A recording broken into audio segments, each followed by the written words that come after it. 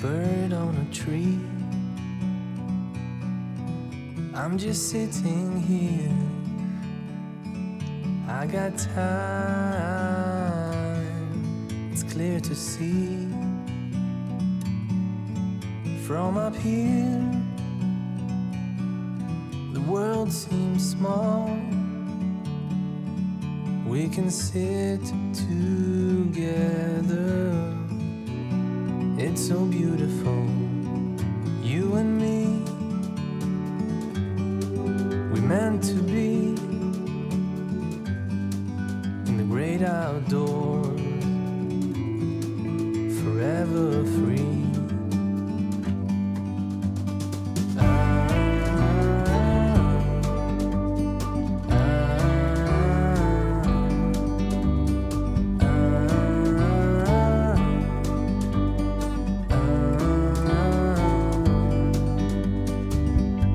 Sometimes you need to go and take a step back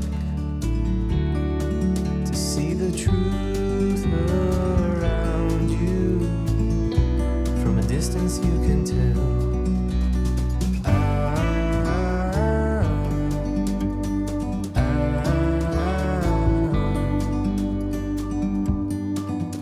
You and me were meant to be in the great outdoors, forever free. You and me meant to be in the great outdoors, forever free.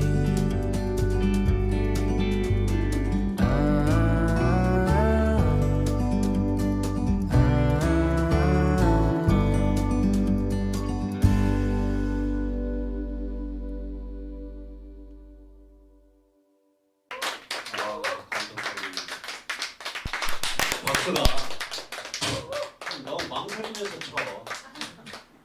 박수를 이렇게 막 그 할아버지들 막 이런 분들도 박수 많이 치면 막 정력에 좋고 오래 산다고 그러면은 삭신 부서지게 칩니다. 여러분들도 그런 말 하지 않더라도 너무 자신만만하지 마세요. 그 힘 빠집니다. 그러니까 미리미리 보충을 많이 해야죠. 물 좀 드시죠? 거기 있어요, 물? 아, 거기도 있구나. 나 지금 왜 이걸 못 먹느냐면 나만 줬을까봐? 예, 안 보였어요. 아, 물 필요할까봐. 우리가 뿔 이야기를 좀 해볼까요? 뿔, 우리가 뿔이 사람에게는 없잖아요. 그렇죠? 근데 뿔떡이 난다는 말은 우리가 일상적으로 씁니다. 그리고 또 비유할 때 못된 송아지 엉덩이에 뿔 난다. 뭐 이런 말도 씁니다. 그런데 우리 신체 중에서 뿔이 들어가는 부분이 있어요. 어디가 있어요? 여자의 자궁 속에서 자궁뿔이 있어요. 여기 자궁 보면 옆으로 소처럼 이렇게 돼 있죠? 그 이름이 자궁뿔이에요. 우리가 뿔 안에 뿔 속에서 살아 나왔어요. 무슨 우리 제비과 식물들이라든가 이런 게 보면은 꽃이 있고 밑에 이렇게 뾰족한 거 혹시 보셨어요? 그거 이름 혹시 알아요? 세상에 존재하는 모든 것에는 이름이 있어요. 그 이름이 있어요. 그게 꽃뿔이에요. 꽃뿔. 그 안에 꿀이 들어있어요. 꿀샘이 있어요. 그 꿀을 숨겨놓는 거예요. 그러니까 그 안에 들어와서 그놈을 파내려면 어떡하겠어요? 머리를 최대한 디밀고 막 어떻게 막 해야지. 그 사이에 꽃가루, 수분을 막 하는 거죠. 그걸 깊이 넣어놓을수록 얘는 신비로워지는 거죠. 뿔이 깊어요. 뿔이. 주머니처럼 생긴 거 거의. 이렇게 뾰족하게 이렇게 돼 있어요. 제비꽃. 꽃가슴, 제비꽃 밑에. 주머니처럼. 그걸 뭐라고 한다고요? 꽃대. 머리 좋아. 그러니까 한번 잃어버린 언어를 하나 하는 것은 세상에 이 우주라는 세상을 하나님이 우리가 선물을 줬단 말이야. 하느님이든 그 중에 한 부분의 이름을 안다는 것은 그 부분을 분양받는 거야. 그 부분. 저 무슨 나무요? 저 먼 나무래 해서 먼 나무가 됐다고 그러잖아요. 이제 도로가에. 그거 보면은 이상한 나무가 제주도 가면 있어요. 얼룩덜룩하고 베기 싫어. 근데 그 마을 오줌 떼나무야. 마구간에 그 오줌 연분처럼 이렇게 해서 마을 오줌 떼나무 뭐 이런 나무들. 나무 이름 제주도 나무를 거의 모르겠더라고요. 그래서 제주도에 한번 갈 때 제주도에 사는 나무들 이름을 잘 외워가지고 이렇게 도감을 가지고 가서 뭐 하나씩 이렇게 보면서 한 적이 있습니다. 되게 재밌더라고요. 도나무도 있고 이렇게 여기 우리 장떡을 부쳐 먹는 얘기 나오는데 비 오는 날 강원도 장떡 고추장으로 하는 거죠. 비 오는 날 왜 우리는 전을 부쳐 먹어요? 기름 냄새가 좋아. 왜 비 오는데 우리 전이나 부쳐 먹지 이런 말이? 빗소리하고 그 지글지글하는 소리하고 네. 이게 이거 맞다고 하는. 네, 그거 하나 있습니다. 모든 문화나 우리의 습속은 DNA에 기록이 돼 있어요. 신석기시대 때 농사를 짓기 시작했잖아요. 기억나죠? 그게 신석기잖아요. 그 우리 문자를 보면은 모든 농기구 힘력 자극에 쟁기를 그려놓은 한자거든요. 근데 농사를 못 져. 우산이 없잖아요. 우비도 없고. 그러니까 비 오는 날은 다 움막에 들어와. 근데 평상시보다 추워. 추우면 열량이 필요해. 그러면은 전을 부쳐. 빨리 해먹을 수 있는 걸 한단 말이에요. 그런데 기압이 낮으니까 냄새가 어떻게 하겠어요? 진동하죠. 오히려 퍼지지 못하니까 옆집으로 가지. 지글지글 소리. 그래서 지글지글 소리와 빗소리가 동일해서 빗소리를 들으면 그 지글지글 오랫동안 전을 붙였던 오랜 DNA가 머리에서 딱 떠오르는 거예요. 지금 후투탄 방에서도 그래서 전을 붙여먹는 거예요. 옛날에는 추워서 열량을 빨리 낼 수 있고. 그리고 그 냄새가 옆집으로 퍼져나가서 이게 비 오는 날 전을 부쳐 먹게 된 과학적 근거라고 합니다. 제가 공부한 바로는 그랬습니다. 어떤 문화에는 그만한 이유가 있는 지금 뿔 얘기도 나오고 전 얘기가 나왔어요. 제가 잡학이 많아요. 여기 잡념이 많고 합쳐서 잡놈이야. 이야기가 좀 길었습니다. 뭐 그냥 웃어가면서 그냥 인정하는 것 같아요. 아니에요 선생님, 이렇게 선생님은 아이디어가 많은 매우 창의적인 사람이에요. 이렇게 얘기를 해야 공감을 해드리는 거지. 선생님 아무 때나 공감하면 안 돼. 우리 선생님이 옛날에 자전거 타다 나 넘어져서 찢어져가지고 꿰매지도 못하고 피가 많이 났다 이렇게 일기를 썼는데 밑에다가 참 잘했어요 도장을 찍었더라고. 아무 때나 공감하면 안 돼. 어? 상처 줘. 근데 그 말을 왜 하고 그래 그러니까. 아니 그럴 때 이제 말하면 좋은 게스트는 좋은 관객이 만드는 거예요. 아니에요. 이거 아무 테스트가 아닌데 막 이런 것도 좀 섞어야지 말이야. 대표님, 그동안 봐온 게 있어서 그래서 마음이 있으니까 나도 모르게 공감. 여기 오늘 그 노래들이 좀 있는데 그냥 네? 뒤로 놨는데 왜 앞에 얘들이 나와 있대요? 그럼 이따 할까요? 하나 그냥 그러죠. 그럼 그럴까요? 이따 그러면은 이따가 많이 저 시계 저 시계 어디서 저거 인발루나 어디 앞에 게에서 주워온 거죠. 패드도 없고 맞지도 않아요. 인발루라고 있어요. 결혼하고 애 낳고 사는 게 별거냐 했더니 결혼하고 애 낳고 사다가 별거 하냐 이렇게 물어보는 사람이 있어요. 저는 이야기 발명 연구소에 있고요. 시 쓰는 사람이고 글자로 되어 있는 어떤 예술 장르가 있다면 다 해보고 싶은 호기심이 많은 어린이입니다. 반응한 건 좋았어요 이번에. 아니에요. 요 다음 페이지까지 이어지는데 그림 밑에 보면은 제가 그린 겁니다. 그러니까 막 크기, 균형 이런 거 생각하지 마시고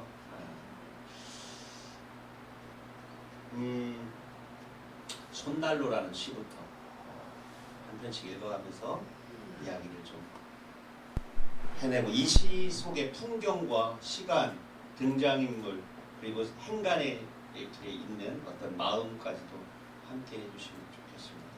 첫 시니까 다 같이 한번 읽어볼까요? 제가 제목과 이름은 제가 할게요. 그 다음에 본문만 함께 서로 천천히 읽도록 하겠습니다. 행 다음에는 한 번 쉬고요. 그 다음에 연과 연 사이는 두 번 쉬고 이렇게 그래 호흡이 맞아요. 새벽 일찍 멀리 일 나가던 아빠가 트럭 운전석에서 뛰어내립니다. 가슴이 너무 뜨겁고 이렇게 합니다. 손난로 이정로 새벽일지 멀리 일하는 아빠가 트럭 운전석에서 뛰어내립니다.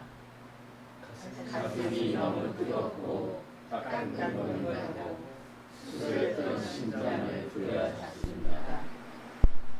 엄마가 서둘러 아빠를 추수하고 누나는 119에 전화합니다. 아빠 미안해. 다 늦게만이야. 아빠가 먼저 들어오면 점퍼와 할머니에서 내가 더 순나요를 꺼냅니다.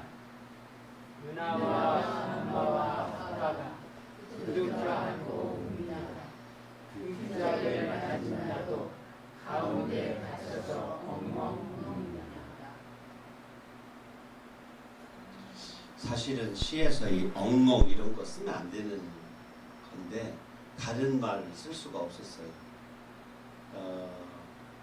딱 한 번 썼어요. 제가 1세기 때 글 쓰면서 엉엉은 운다 앞에 이런 건 썼죠. 고드름처럼 물었습니다. 이런 걸 썼습니다. 초락초등학교 그 어린이 얘기를 시로 쓰면서 제목이 뭐였어요?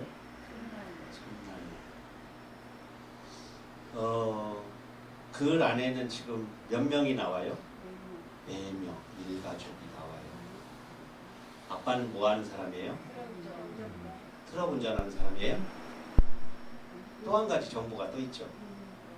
용접 일을 하시는 분이에요. 또 하나는 아버지는 어떤 사람이에요? 첫 번째 심장 수술을 한 사람이죠. 용접 일을 하고 있어요. 트럭을 가지고 있네요. 그 다음에 일남일녀의 아빠이고 아내도 있어요. 그렇죠? 그리고 일을 언제 나가요? 새벽 일찍 나가서 가족의 배움을 받는 그런 가족 구조 중에 노동자입니다. 그래가지고 이제 겨우 수술을 잘 마쳤어요.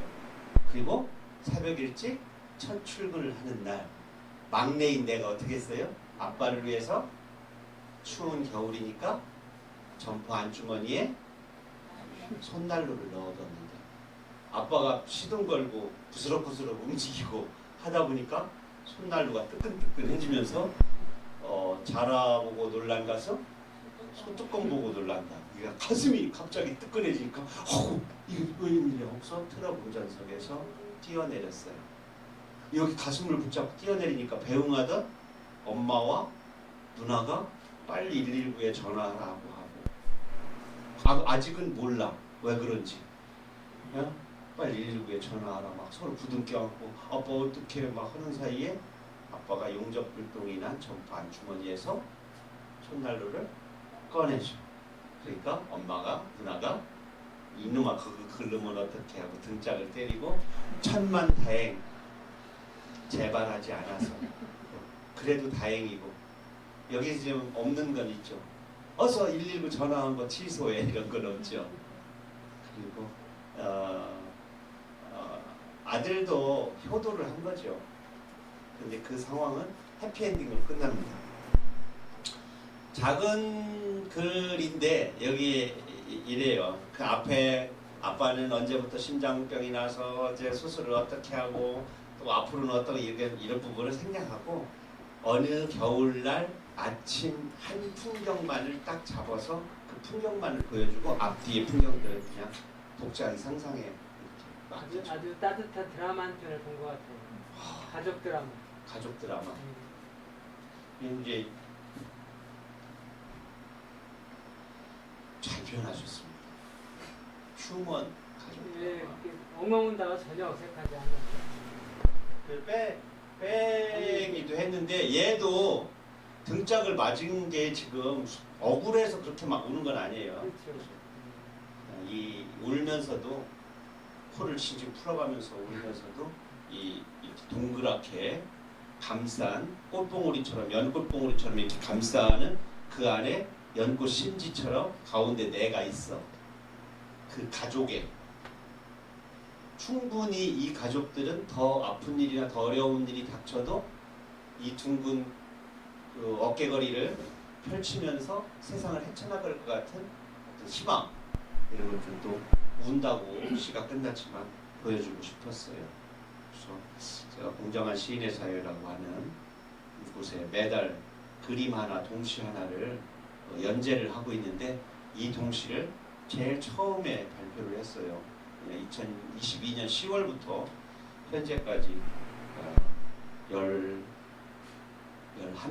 지금 있습니다. 공정한 시인의 사이라고 다음이나 네이버에 치면은 들어갈 수 있습니다. 보시면은 꼭 양념 밑에 좋아요, 추천 이렇게 눌러주시면 힘이 됩니다. 눌러주세요. 눌러주세요.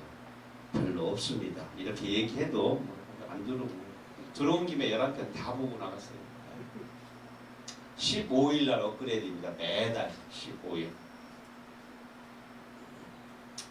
자, 다음 시 한번 볼까요? 사랑하는 아들에게. 오늘 전반적인 시 내용들은 태어난 어린아이, 또 성장하는 아이, 결혼 하는데 이정록이가 썼으니까 이정록의 이야기가 당연히 슬쩍 조금씩 묻어 있겠죠. 이 시는 아들과 아버지라고 하는 장편 동화책의 제일 마지막에 실려 있는 시입니다.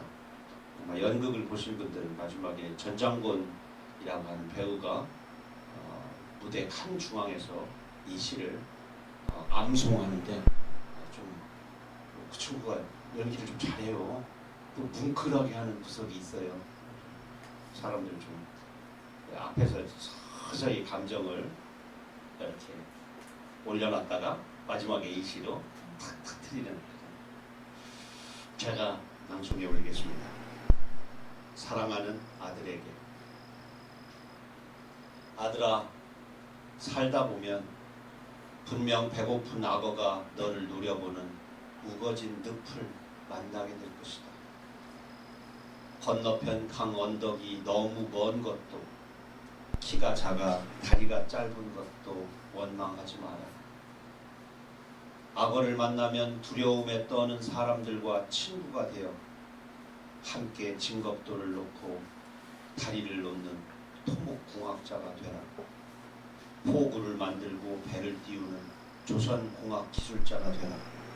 그러므로 너는 흙탕물 넘치는 강에 다다르기 전에 알통을 키우고 설계 도면을 읽고 바람의 길을 배우고 눈빛만으로 벗을 사귈 수 있는 믿음을 쌓아라. 그렇게만 한다면 돈과 명예가 코앞에 펼쳐지리라. 하지만 박수 소리에 정신을 빼앗기지 마라. 손뼉 안에 빨려 들어간 모기처럼 순식간에 깜깜해진다.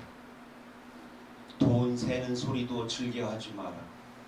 돈 셀 때 이는 바람이 가장 차갑고 날카로운 칼바람을 불러온다. 돈은 금고에 가둬놓고 독방에 앉아 세는 게 아니라 누군가의 밥이 되고 옷이 되도록 내보내는 것이다. 아들아, 다른 이의 가슴에서 감동적인 책을 빌려 읽고 상처가 지나간 모든 슬픔 위에 정성껏 글을 쓰거라. 혼자 있을 땐 낙낙장송처럼 웅장하게 생각하고 여럿이 있을 땐 숲속 햇살처럼 고요하게 춤을 춰라. 아들아, 잘 먹어야 한다. 땀 흘려 일하지 못한 날에도 굶지는 마라. 하지만 누군가에게 아픔을 건넨 날에는 숟가락을 들지 마라. 언제나 눈물샘이 마르지 않도록 걷고 기도하라. 아들아 너는 끝끝내 울보가 되라.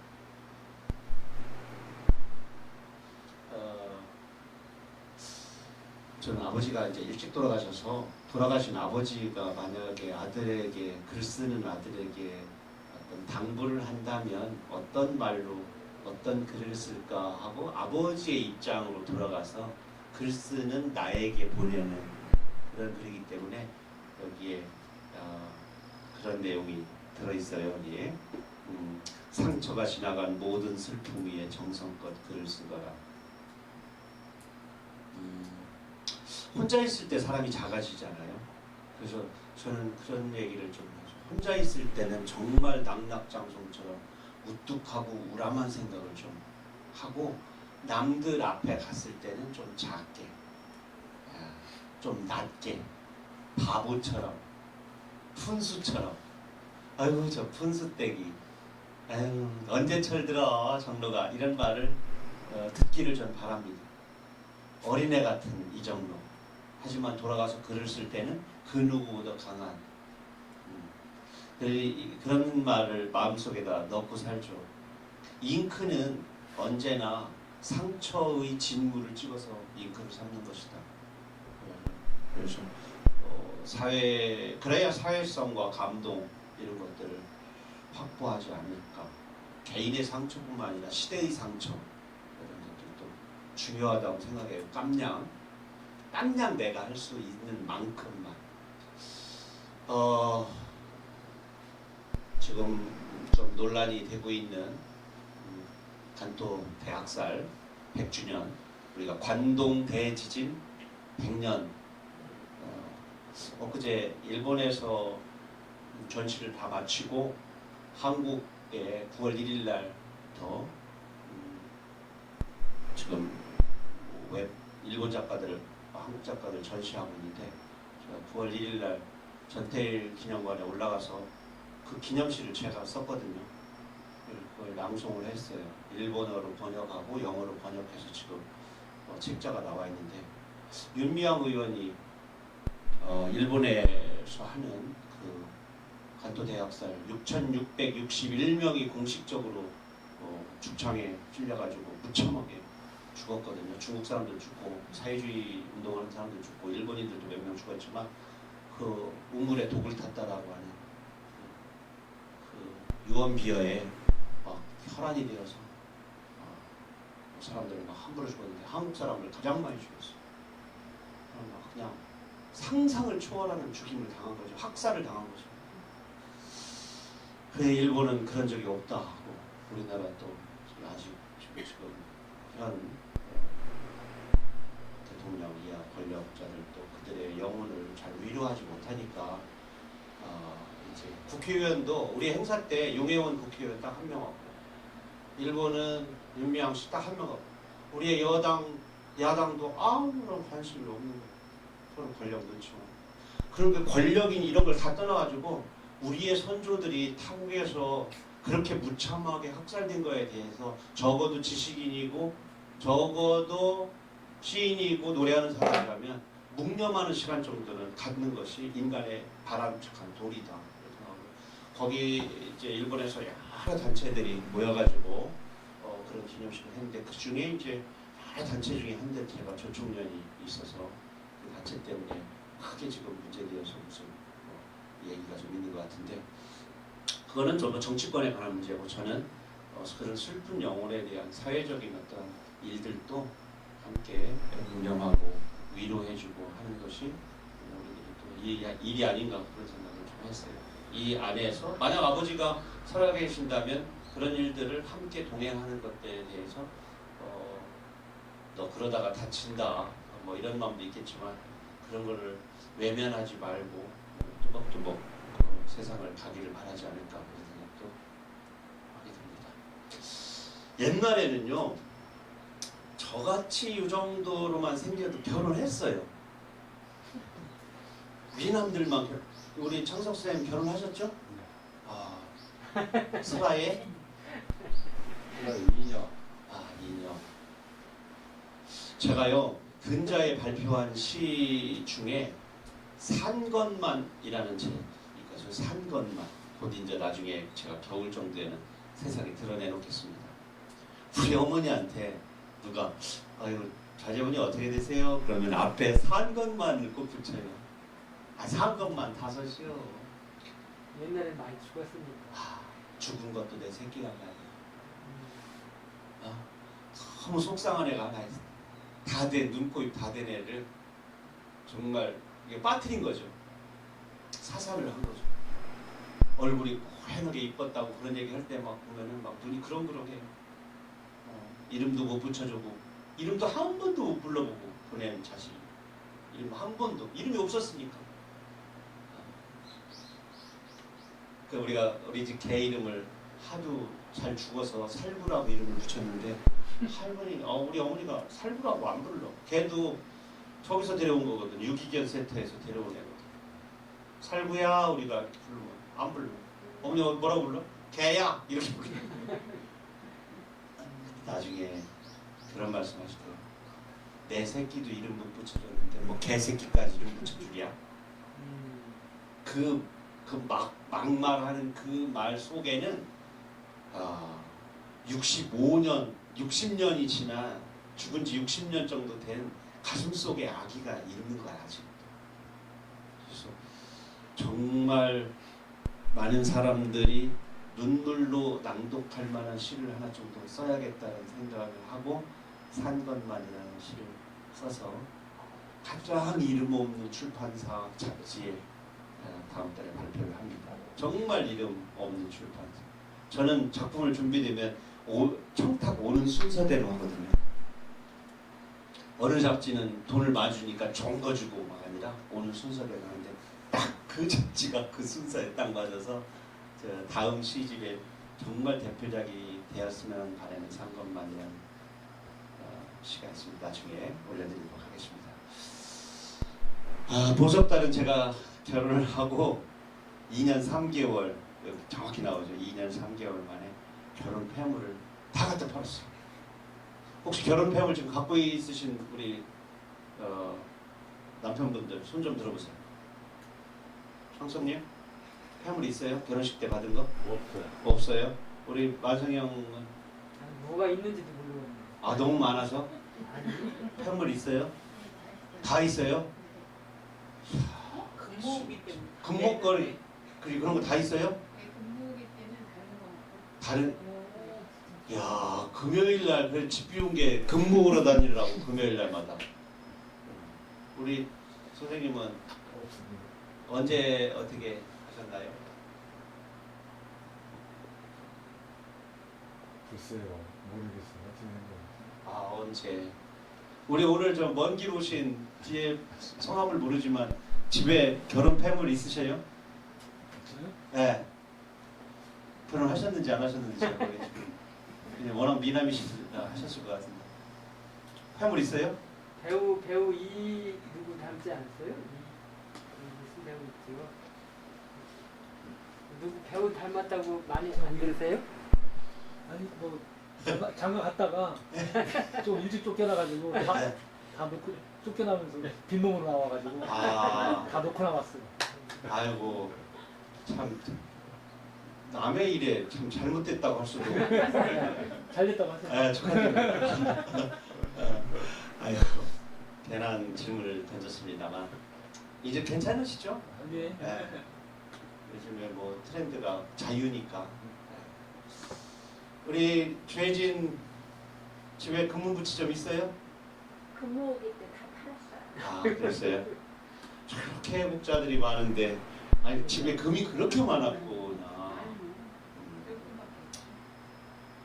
요새는 우리 전만성 화백은 그림 그리실 때 금분칠 하시겠네요. 저는 원래 금기술을 좋아하지 않아서 너무 화려해가지고 아 금분이 그거 닦지 않으면 유리끼리 해지는데. 하여튼 집에 많이 있다는 얘기죠. 이게 실증 날 정도로. 보지는 못해서 어디다 숨겨놨는지 난 있는지조차 몰라. 참 묘하대요. 보석달. 이 시를 요즘에 읽으면 좀 가증스러운 느낌이 약간 들기도 해요. 근데 이때는 순수했어요. 결혼한 지 얼마 안 됐기 때문에. 시골린 지 2년 3개월 만에 결혼 폐물을 판다. 내 반지와 아내 알반지 하나는 돈이 되지 않아 남기기로 한다. 다행이다. 이놈들마저 순금으로 장만했다면 흔적은 간데없고 추억만으로 서글플 텐데. 외출해도 이제 집 걱정 덜 되겠다며 아내는 부재와 평온을 혼돈하는 척 나를 위로한다. 농협빚 내어 장만해준 폐물들 빨간 비단 상자에서 꺼내어 마지막으로 쓰다듬고 양파 껍질인 양 신문지에 둘둘 만다. 버려야 할 쓰레기처럼 밀쳐놓고 화장을 한다. 거울에 비친 허름한 저 사내는 누구인가. 월급날이면 자장면을 먹고 싶다던 그때처럼 화장 시간이 길다. 동창생을 만나러 나갈 때처럼 오늘의 화장은 서툴러 자꾸 지우곤 한다. 김칫거리며 두루마리 화장지를 장식처럼 주렁주렁 매달고 돌아오는 길. 자전거 꽁무니에 걸터앉아 산 위에서 부는 바람 시원한 바람 콧노래 부르며 노을이 이쁘단다. 금판 돈 떼어 섭섭해 새로 산 알반지 하나를 쓰다듬으며 아내는 괜히 샀다고 젖은 눈망울을 별빛에 씻는다. 오래 한 화장이 지워지면서 아내가 보석달로 떠오른다. 간질거리죠 시가. 순결함은 있네요. 그러죠. 잘 쓴 시네. 이게 첫 시집에 있는데 나름대로 시 쓸 때 시 쓰는 사람들이 글 쓰는 사람들이 아내한테 뭘 그렇게 잘하는 게 있겠어요. 맨날 술만 처먹고 돈 조금 생기면 책이나 사고 남 안 된 일에 보증이나 사가지고 맨날 그냥 빚보증만 갚다가 그냥 전셋집 전세가보다 보증 쓴 게 더 많고 이랬단 말이에요. 근데 그래서 시집 낼 때 이렇게 아내를 위한 세레나데를 하나 정도 이렇게 좀 보험 차원에서 껴놨는데 가장 싫어해 이 시를. 이렇게 창피해서 누구한테 시집 선물도 못 하겠대. 내가 이렇게 사는 걸 꼭 까발려야 되냐고. 근데 적금을 들다거나 이렇게 하면 꼭 우리 가족 중에 누가 아파. 늘은 적금을 깼어요. 그때 600만 원짜리 적금이 유행했었잖아요. 농협에서. 대형저축. 대형저축. 그 나중에 둘이 앉아가지고 우리가 적금을 묻지 않으면 가족 누구도 안 아프겠지. 그 뒤로 적금 안 벗어요. 150만 원에서 250 사이쯤 가면 꼭 그만큼 아파. 막 진짜 딱 맞아. 근데 조금 모자랄 때가 있어. 그때 그걸 파는 거죠. 애기 돌반지 막 이런. 참. 그래서 58반지 이런 거는 싸잖아요. 뭐 안 되잖아. 그럼 금반지가 딱 하나 남았었어요. 근데 없어졌더라고. 누나가 시집간 언니가 끼던 거를 여동생이 끼면 여동생이 빨리 시집간다며? 그걸 줬대. 그래서 우리 집은 뇌리끼리 온 거는 신랑 이빨밖에 없었지. 아니 금리가 있다는 게 아니고 잘 안 닦았다는 얘기입니다. 아이 더러워. 저는 이가 좋습니다. 이런 시도 썼어요. 1994년에 이게 첫 시집이거든요. 몇 년 됐나요? 30년? 제가 첫 시집 낸 지가 30년이고 인단한 거를 따지면은 이거보다 5년 정도 전에 인단했으니까 저는 작가가 된 지 한 35년 정도 된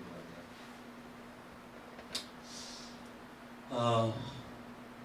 또 한자가 좀 있어서 또 이거 아이고 우리 좀 지루하죠? 가수님 잠깐 들어와서 노래 좀 한 두어 곡 한 다음에 또 얘기하시면 돼요.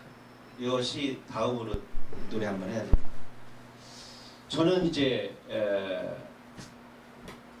광천에서 신혼생활을 했어요. 여기 석당산 밑에서 하숙을 하다가 결혼해서 광천으로 나갔어요. 그리고 직장이 홍성역으로 옮겨가는 바람에 이제 거기 소양리 논바닥 가운데 있는 집에서 살았는데 2층에서 이제 전세를 살기 시작했는데 막 벌레가 엄청 많았던 집이었어요. 논에 있는 벌레가 다 들어오니까 그냥 방충망에 그렇게 자고 있으면 휘 완전 베토벤 무슨 음악 연주하는 것 같은 막 그런 그 곳이었는데 앉아 있으면 그 소양리 푸른 논바닥 들판이 우리 잔디밭 정원 같아. 너무너무 그게 이쁘고 좋았는데 이 버러지가 좀 많았어요. 벌레가 좀 많은 게 좀 흥미였는데 그리고 나서 문화동 고암리로 지금 선생님 사시는 그 고암리 그쪽으로 제가 이사를 와서 이제 피아노 학원, 피아노 교습소를 처음 이제 내가 시작을 했는데 음악 음대를 나와서 그 피아노 교습소를 할 때 둘째를 가졌어요. 둘째. 뭘 사다 달라고 하잖아, 막 신 거. 그래서 풋사과를 사다가 줬는데 이게 뭘 사다 달라고 할 때만 먹고요. 사갖고 가면 마음이 벌써 없어졌어. 결혼해봤죠? 막 한겨울에 막 바나나 사달라고 그래가지고 막 간신히 막 눈길을 뚫고 가서 막 그 떠리만 남은 거 간신히 사갖고 갔더니 바나나는 쳐다보기도 싫다고 바깥에 내놓으라고 그래가지고 썩어서 얼어갖고 버린 적도 있고 막 또 마음 바뀔까봐 내가 먹지도 못해.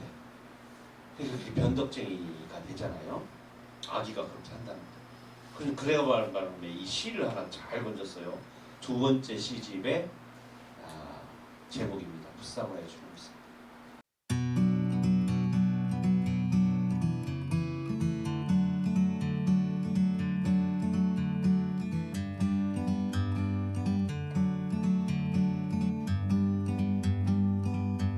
Like a bird on a tree, I'm just sitting here. I got time, it's clear to see. From up here, the world seems small. We can sit together. It's so beautiful, you and me. We meant to be in the great outdoors, forever free.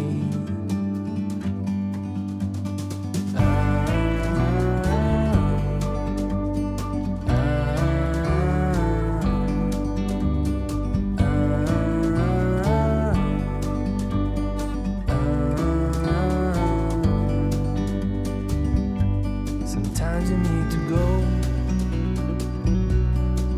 and take a step back to see the truth around you. From a distance you can tell.